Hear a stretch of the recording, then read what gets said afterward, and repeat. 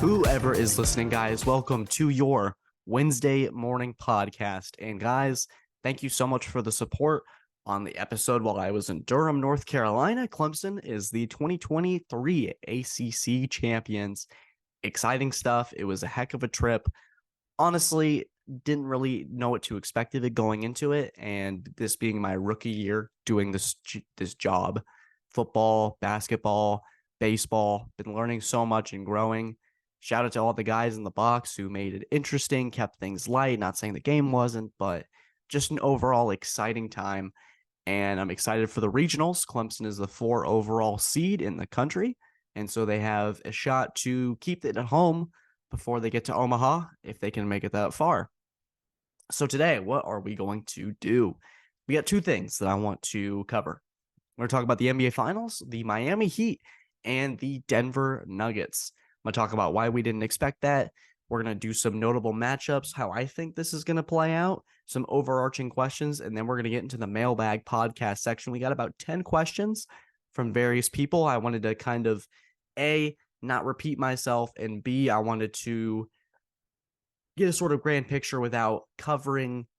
I didn't want to do, all right, I'm going to do the podcast finals episode. I'm going to talk about Jimmy Butler and then talk about Jimmy Butler in the questions. So if my preview kind of feels a little off or maybe disjointed in certain areas, I think I'll cover on certain topics in the preview and then cover certain topics in the Mailbag Podcast section. So you're going to get a little bit of everything. It's very NBA Finals centric. So if you're excited about that, make sure to leave a like, subscribe. I'll try to do as much coverage as I can. The regionals and the NBA Finals are kind of stacked with each other. So maybe I'll try to do some instant reaction stuff. So maybe Thursday night, do an instant reaction if I can and post a podcast, or maybe do one Friday, try to get it out the next day of just my quick thoughts, how the series is going. Was I right? Was I wrong? Let me know if you want to see that. I mean, getting so many great messages. I appreciate it. We're at 19,500 listeners, guys. Let's try to make that push to 20,000. I think we can do it before the middle of June. Let's make it that our goal. I've got some exciting interviews coming up in the very near future. I have 2 that I've been preparing behind the scenes, and they're going to be happening on, I want to say Thursday, and one is happening on Monday. One is going to be a football player, and one's going to be a broadcaster. So stay tuned for that. But enough of the introductions. Let's get into the meat of this finale, the final chapter of the 2023 NBA season, the NBA Finals, one that I don't think many had for various reasons, whether you believed that the Heat were a 6-game, 5-game series against Milwaukee. You thought, okay, they're going to make it interesting because of Jimmy Butler and the respect that he carries and that Heat culture garners. Or if you didn't trust Nikola Jokic and the Denver Nuggets in the postseason, thinking they usually don't get it done based off of past evidence. But I think for both sides, it's going to be an entertaining matchup. There's a lot of things that you want to talk about. I think for starters, it's a Nuggets team where you had the first round, you have the Timberwolves, you beat the Suns. I think every step of the way, both of these teams have been counted out. Not Minnesota necessarily, but I think a lot of people thought the Phoenix Suns, talent-wise, were better than Denver. They were worried a little bit about depth, but thought, oh yeah, Kevin Durant and Devin Booker, Chris Paul, that could get it done against Denver. And then LeBron James and the Lakers came into this series with a lot of hype and a lot of attention. I know there's a lot of memes about it, but the Lakers came in on fire. They just beat the defending champs, and I believe it was 5. And so a lot of people were excited about that. They thought that this was a Lakers team that could figure it out, could make a similar bubble run. Anthony Davis and LeBron were playing very well. But I think what the Nuggets showed to me in this postseason, and I guess we'll go how each team got here, is I think Denver showed a real maturation. I think Nikola Jokic, he had 8 triple-doubles in this playoffs. He's averaging a triple-double throughout this playoffs. Everything in Denver runs through him. But I think what you saw in this playoffs, you saw guys like Michael Porter Jr., you saw Aaron Gordon, you saw Jamal Murray, you saw the supporting cast behind Nikola Jokic really step up. I remember they played Golden State in the first round when Nikola Jokic won the MVP. It was clear he was the best player on the floor in many of those games, but Denver didn't have the supporting cast. Aaron Gordon was the 2, and Michael Porter Jr. was, I believe, either injured or not as developed as he is now. Jamal Murray was off of an ACL injury. So this Denver team comes in with a lot of experience, but a lot of disappointment. So they've been able to really bring it all together, and they really took care of business. And I think the path's been laid out for them. They have a team in the Heat who have made history. The Miami Heat, 8th seed Heat. They beat the Bucks in 5. They beat the Knicks in 6. And then they beat the Celtics in 7. So Miami just keeps impressing every step of the way. After they beat Milwaukee in the first round, I figured they were going to go to the Eastern Conference Finals because I believe they were more talented in New York. And it matched up just a little bit better in my eyes. Julius Randle, I believe, had shot under 20% from 3. He was really struggling in these playoffs. It was really Jalen Brunson, one of the better free agent signings last year, carrying this Knicks team, exceeding expectations. Miami's supporting cast was really shooting well. You had guys like Strus, Duncan Robinson, Caleb Martin step up in the absence of Tyler Hero, who I thought Tyler Hero's absence would affect them later down the road should they face a Philadelphia or Boston. So you get to this Heat series, and I think most of us picked Boston to win and go to the NBA Finals. They'd overcome Philadelphia, which was an important thing for them. Jason Tatum has 51 points in Game 7. And then you go to this Miami series, and for the first 3 games, Miami just showed a mental toughness that I think there's the phrase that's been thrown around. I said it on the podcast last week. I think it came out on Friday, is that hard work beats talent when talent doesn't work hard. Now, it wasn't that the Celtics weren't working hard, but they weren't playing smart basketball. Miami was the more intelligent team. They might not have the Jaylen Browns and the Jason Tatums, but they have Jimmy Butler. They have Bam Adebayo, who plays great defense. He may not be fantastic offensively, but this team plays the smart way. They're more of a team than Boston is, if that makes sense. They share the ball more. There's always that extra made pass. There's always that smart call. There's always that smart IQ basketball player. They're always fighting. They never take any plays off. And you finally saw it in Game 7. The juices for Boston just ran out when Jason Tatum eventually went down with an ankle injury 30 seconds in the game. So if you're a Boston fan and you see that happen, you're thinking, okay, it's time. This is the moment for Jaylen Brown. The conversation surrounding this team is, can the Jays stay together?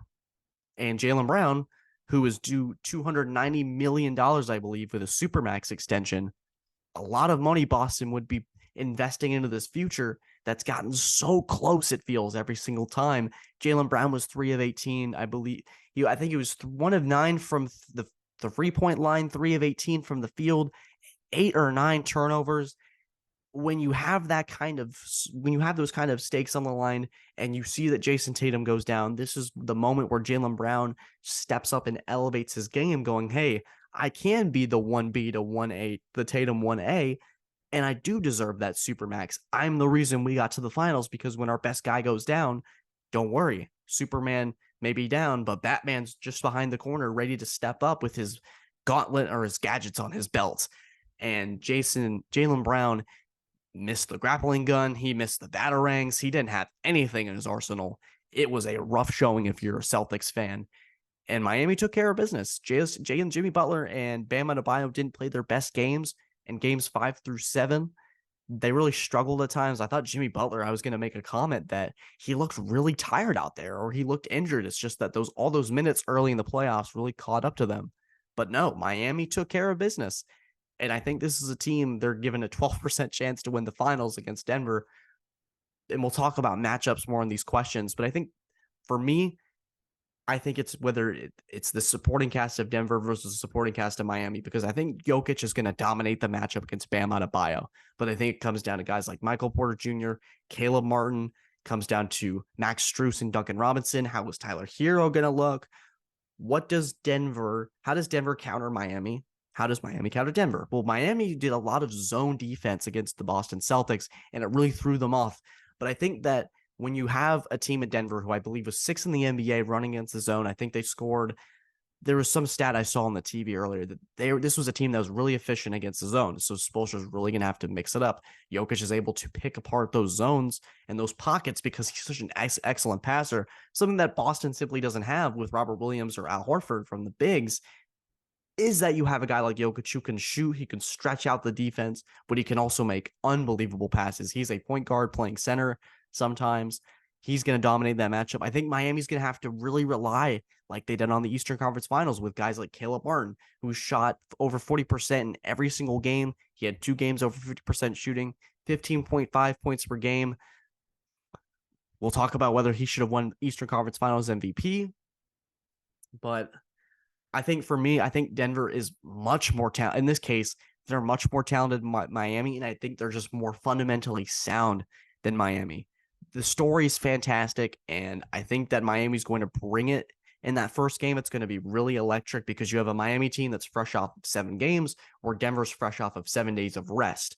So we'll see if they're a little rusty out the gate, maybe some jitters, because this Miami team, for the most part, has been there before. They were in the finals against the Bubble, so it is different to where there's going to be thousands of fans screaming at you. But at the same time, I think the moment for the players being in that playing June basketball, it's not going to affect Miami the same way it's going to affect Denver. So I think game one's going to be really similar to how Boston and Golden State last year. You have a Golden State team who's got the home court. They're going to come out on fire. They're going to have the home crowd behind them, but there's that experience. And so we'll see how things play out.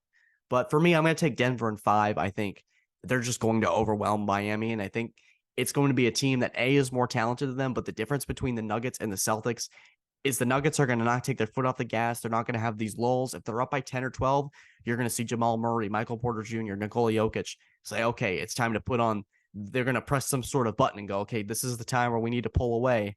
We need to play fundamentally sound. That's what Denver has that Miami's going to have to adjust to. They're going to have to be on their absolute best every single second just because of how talented I think Denver is. So give me Denver in 5. I don't like calling a finals series in 5, but I think that's just the matchup. It's a bad matchup for Miami. I think Jokic is going to dominate. He's going to win finals MVP. I think he drops at least 2 triple doubles. I think you're going to see some fantastic passes, and the national attention is going to be all on Denver, just like they wanted. So we're going to see how it plays out. Give me Denver in 5 games.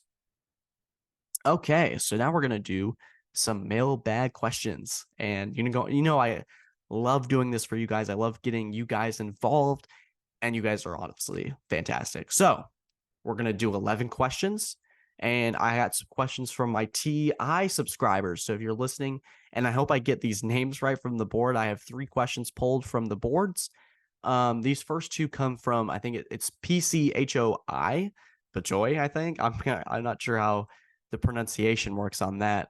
But the first question is, how did you get into journalism plus your future plans? So how I get into journalism is a 2-step process. I was doing football announcing. It was my sophomore year, junior year of high school. And after Thursday practices, if the JV and B teams were playing at home, it was asked that the varsity team come out and help. And so there's chain gang, there's running concessions, there's just the general things.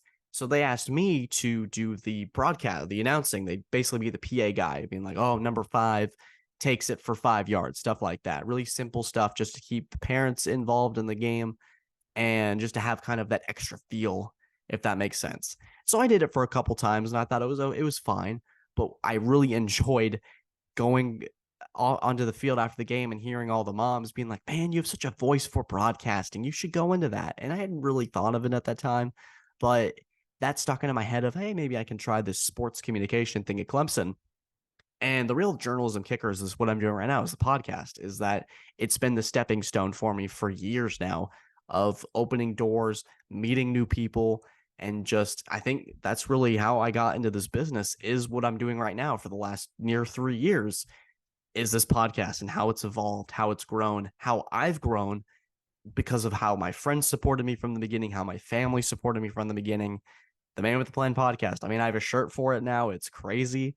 So that's really how I got into it. And then I got into just the media business by knowing guys, and they listen to the podcast. And I'm thankful now for being in the position with Larry Williams and Tiger Illustrated to be able to continue this and be in this platform for you guys. So, and then our second question, same guy, is just what is the behind the scenes so I've been doing some interview series for Tiger Illustrated. I talked to Eric Bakich, Caden Grice. I talked to Cam Canarella. And so this question is, what do they like behind the interviews? And I also do the interviews for the podcast that you guys are probably already aware of.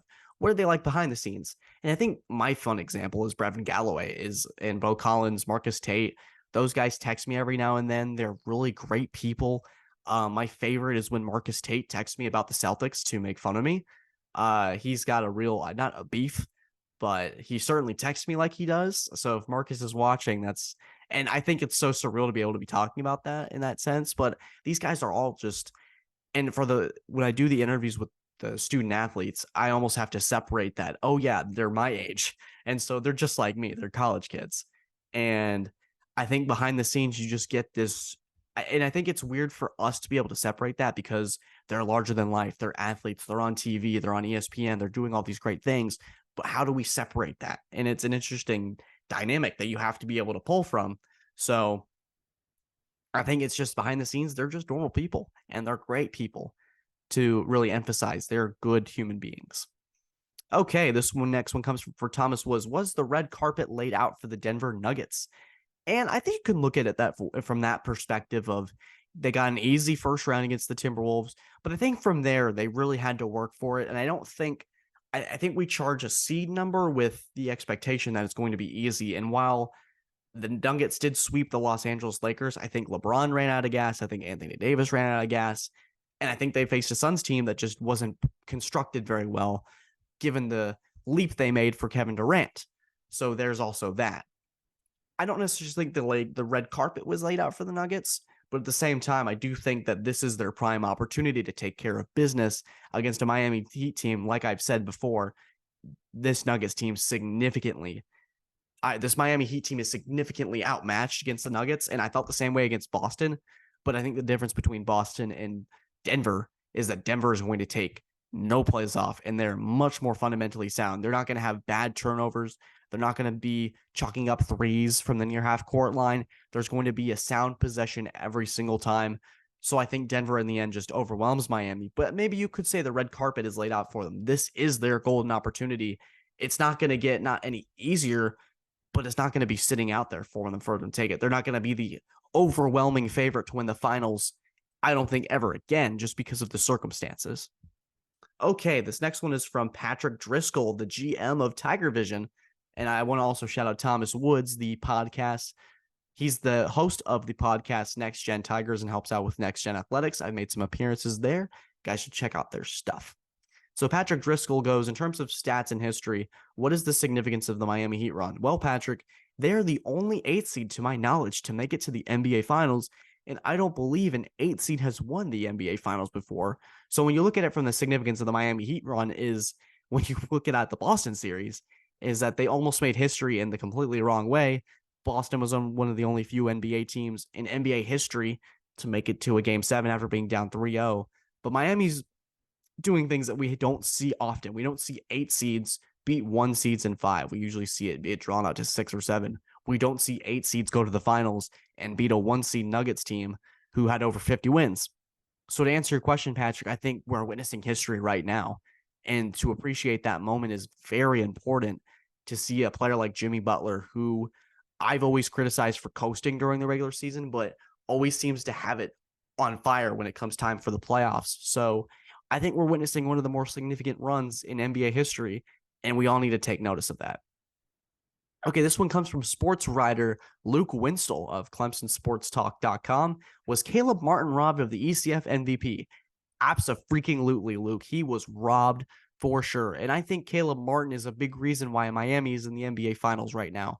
You had games where, in like last night, where Caleb Martin just took over. He has improved his shooting so much since the days of him being in the Charlotte Hornets. I just couldn't believe it. I think when you looked at this Boston-Miami series, you thought, okay, it's going to be won by the hands of Jason Tatum, Jimmy Butler, Bam Adebayo, Jaylen Brown, Malcolm Brogdon, Marcus Smart, not Caleb Martin. And Caleb Martin shot over 50% in, I believe, 2 or 3 games. And for him, when Jimmy Butler and Bam Adebayo, Boston made an adjustment to really crowd the paint when Adebayo got the ball on these high screen and rolls and to make sure he couldn't dominate the game, because when Bam scores 20 points or more, the Miami Heat are virtually unbeatable. So they made it their mission to stop those two, and they lived with the fact that Caleb Martin or Max Strus could beat them, and they did. And I think it's important to note that, yes, Jimmy Butler had multiple 30-point games in this series. He had the iconic moments. I think Caleb Martin should have been considered more for Eastern Conference Finals MVP because he was always there. He was more timely. He destroyed Boston. There were so many moments where Boston was able to climb back into it, and bam, Caleb Martin 3. Bam, Caleb Martin 3. It was a major, major swing every single time. Caleb Martin was the timely factor that Miami needed. And if not for that, we'd be talking about Boston in the NBA Finals. Okay, number 6 from Mitchell, who plays some college football at Union. Mitchell asks, do the Celtics attempt a major trade in the offseason, like a Trae Young, for example? My answer is no. I think that for Boston, and we're going to talk about this in a second, there's a couple Boston questions coming up. And I'm going to say no. I think Boston, I think they might add some pieces in free agency, but at the same time, you had a game where Tatum gets hurt, and so we don't know what happens if he's fully healthy.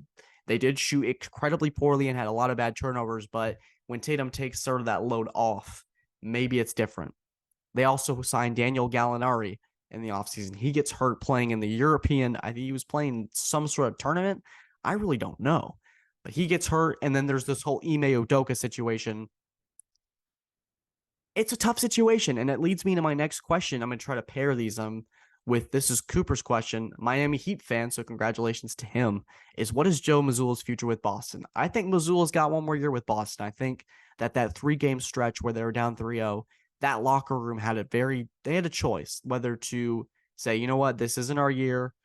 We're going to try to fight, but if it's not there, it is what it is. I think the fight that Boston showed in games 4, 5, and 6, I think it's evident that the reports that there's a lost locker room or these guys don't like each other, I think that's a little overblown. They might have been frustrated, sure. Being down 3-0 in the ECF when you were the overwhelming favorite has got to be frustrating.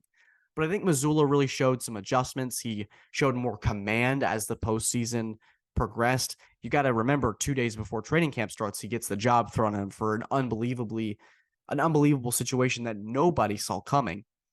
So I think for Boston, no, they're not going to overreact and make a big trade. No, they're not going to overreact and fire Joe Mazzulla. I think there's going to be changes. The roster is going to look a little different, but I don't think it's in the way people think. So this one comes from Armani, I believe. Who stays and who's gone? Jaylen Brown, Joe Mazzulla, or Grant Williams? Like I said, Mazzulla's not going anywhere.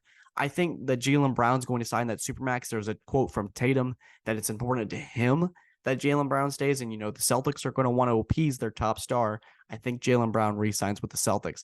I do think, though, that makes it to where Grant Williams, a guy that had several DNPs, I don't think Grant Williams is going to be a Celtic next year. I don't think Peyton Pritchard will be a Celtic next year. Those guys are way too talented to be on the 9th or 10th spot on the bench. I think Grant Williams would be incredibly valuable as a re-signing to Boston because he brings defensive grit and great three-point shooting when he's on. So we'll see. If I had to guess out of those 3, Armani, I think Grant Williams is the most likely to depart Boston and not be on the team in 2023. Okay, final 3. In this era, where does Jimmy Butler rank? And it's an interesting question because I think there's going to be guys like Nikola Jokic who are going to have those MVPs in the regular season. You're going to have guys like LeBron James who break scoring records, who have been around longer. Steph Curry, who's going to be fantastic. I think Jimmy Butler is a tough one to rank because I've never seen him do what he does in the postseason in the regular season. I think part of that matters, Patrick, is that there's maybe it's a personal decision of, hey, if we can just get to the postseason, I can do what I can do because in the playoffs, Jimmy Butler's might be the best player in the Eastern Conference, you would say. He's been certainly better than Jason Tatum, who was a top 5 player in the NBA this year in the postseason, and that's really where it matters the most. So it really comes down to personal preference. Do you want to see Jimmy Butler do that in the regular season? Do you want to see him be more consistent there? Or do you believe, hey, if Miami can do this every single year, but at the same time, that's not realistic for an 8 seed to continuously do this year after year. Some point, you're going to have to get some home court advantage or a better roster around you. And the Miami Heat did struggle. And despite Jimmy Butler saying, hey, we're going to be back, we're going to be fine, I think he ranks somewhere in the top 10. I'm just not sure because you have people that will just look at the postseason in one instance, and you'll have people that in one camp will say, hey, he wasn't really there in the regular season, and he has had some stinkers this postseason, but his greatest moments are certainly going to be remembered more than his 12 points in game 4, for example. Or game 5, excuse me. So yeah, I think Jimmy Butler certainly deserves more respect, but I think it depends on who you're talking to. Final couple questions. Who is my favorite Celtics player? So you guys have probably seen the hat, the Boston hat. I'm a Celtics fan, but I'm also a realist, as you guys hopefully can tell from this podcast. Who is my favorite player? It's Isaiah Thomas. IT4 got me into Boston. I watched games with him. I think my favorite game with the Celtics, or one of my favorite games watching the Celtics, is the Isaiah Thomas game where he dropped 50 points the day after his sister passed away. Inspiring story. He's on the shorter side, which made me always feel good because I wasn't the tallest kid in sports, so it was kind of an inspiring thing to be able to look at. But yeah, IT4 will always be the guy for me, and that's why I'm a Celtics fan. How long, and this is the final question, this is from Yamasi. I hope I pronounced that right. How long is Clemson in the ACC? And not a finals question. I love that. So this is another interesting question because the ramping conversations, there have been ACC meetings, and if you read some of our stuff on TigerIllustrated.com, Larry Williams breaks it down in a fascinating way. But here's my take. I think that it really Clemson can't be alone on this. I think they're going to have to form not some sort of alliance per se, but I think that they're going to have to do what Oklahoma and Texas did. They're going to have to do what USC and UCLA did. It's a move that can't be done alone. They're going to need a school like Florida State, a school like Miami that's going to bring in a lot of money going, hey, this conference is holding us back. We need to go to a place where we can maximize our revenue for all programs. And I think for Clemson right now, they want to do, it's what Graham Neff said, we want to do what's best for the conference, but we also want to do what's best for Clemson. I think the move is coming at some point. I just don't know when. In an ever-changing landscape like college football, I think Clemson would be beneficial. It would be beneficial for Clemson to not get left out of the movement that ultimately benefits. This era of college football benefits those who are being aggressive. Transfer portal, NIL. Look at Georgia. Look what they've been able to do with these recruits. They just got the best quarterback in the country a couple weeks ago. Aggression is going to reward teams in this new era. Who's going to want to fill their pockets? Aggression. And I think Clemson's going to have to adapt that mentality to hopefully, I don't know if it's going to be the ACC, the Big Ten, the SEC. We'll see where Clemson ends up, but I don't think the ACC is in the cards for much longer. I give it a maximum cap of 3 seasons. And if there's not a move by then, I'd be incredibly shocked. Okay, and that's going to do it for our Mailbag and NBA Finals episode 123 of the Man with a Plan podcast. Guys, thank you so much for tuning in and listening on this podcast. If you like what you listened to, please subscribe and leave us a 5-star rating. If you're listening to on Apple Podcasts or Spotify, make sure to let me know what you want to see next. You can always reach me on Twitter, Instagram. I don't have Snapchat on there. I don't know why I did that. Some YouTubers that I used to listen to always drop their Snapchat for some reason. But Instagram, Twitter, try to find me, reach out to me. I'm always happy to respond to a DM from somebody who's a fan of the show. So guys, thank you so much for listening. Take care and have a fantastic day.